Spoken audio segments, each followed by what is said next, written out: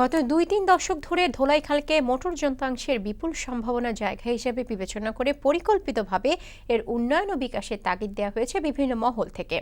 এখানকার কারিগর ও ব্যবসায়ীরাও তাদের এই বিপুল বাণিজ্যিককে সমৃদ্ধ করে দেশের অর্থনীতিতে ব্যাপক অবদান রাখার জন্য চান নানান সহযোগিতা। নানান অপ্রাপ্তি ও এখানকার পরিবেশ নিয়েও রয়েছে স্থানীয়দের নানা অভিযোগ। একটি পুরনো প্রচলিত ধারণা যে ঢাকা শহরের তো বটেই, ঢাকার বাইরেও কোনো গাড়ি চুরি হলে তা শেষ পর্যন্ত হাত বদলে গিয়ে পৌঁছায় ধোলাইখালে। মুহূর্তের মধ্যেই সেই গাড়ি অসংখ্য যন্ত্রাংশে পরিণত হয়। তবে এই বাণিজ্যের মানুষেরা এমন ধারণা সম্পর্কে সচেতন থাকলেও এর সত্যতা নাকচ করে দেন। এখানে বিক্রি হয় না, বাইরে বিক্রি হয়, নাম পরে ধোলাইখালের। তবে নানান সমালোচনা ও চ্যালেঞ্জ সত্ত্বেও ধোলাইখালের এই স্বশিক্ষিত কারিগরেরা যে কোনো যন্ত্রপাতি ও যন্ত্রাংশের আধুনিকায়ন উন্নয়নের সাথে তাল মিলিয়ে নিজেদের কারিগরি জ্ঞান ও দক্ষতার বিকাশ ঘটায়। এখানে বিমানের মাল আছে, লঞ্চের মাল আছে, বিভিন্ন স্তরের মাল আছে। এটা তো কোনো ব্যাপার না, সুযোগ দিলে সবই তৈরি করতে পারবো।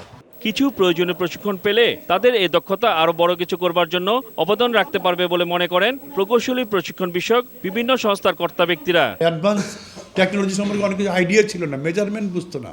এখানে মিলিমিটার না, মাইক্রোমিটারের হিসেবে আমাদের পার্টস তৈরি করতে হয়। যে প্রকল্প বাস্তবায়ন করলে একদম বর্তমানের আধুনিক বিশ্বের টেকনোলজিটা আমরা এখানে নিয়ে আসবো। আমাদের স্থানীয় যারা ধোলাইখাল সহ যারা এই লাইনে কাজ করে তারা বিভিন্ন ধরনের সহযোগিতা পাবে।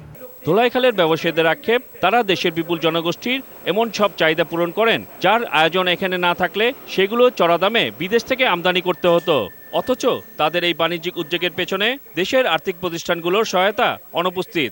আপনি ব্যাংকের সাপোর্ট দেয় কাকেও? শিল্পপতিদেরকে দেয়, ক্ষুদ্র ব্যবসায়ীদেরকে ব্যাংক দেয় না তো। তাদেরকে যদি ব্যাংকেবল করা যায়, তাদেরকে যদি লোনটা দেওয়ার মতো ক্যাপাবিলিটি যদি অর্জন করানো যায়, তাদেরকে যদি আমরা ঠিকমতো এডুকেট করতে পারি, তাহলে ব্যাংক কেন লোন দেবে না? ধোলাইখাল এলাকাটি অপরিকল্পিতভাবে গড়ে ওঠায় এখানে অনেক নাগরিক সুযোগ সুবিধা অপ্রতুল। স্থানীয়দের আক্ষেপ, প্রতিকার চেয়েও পান না তারা।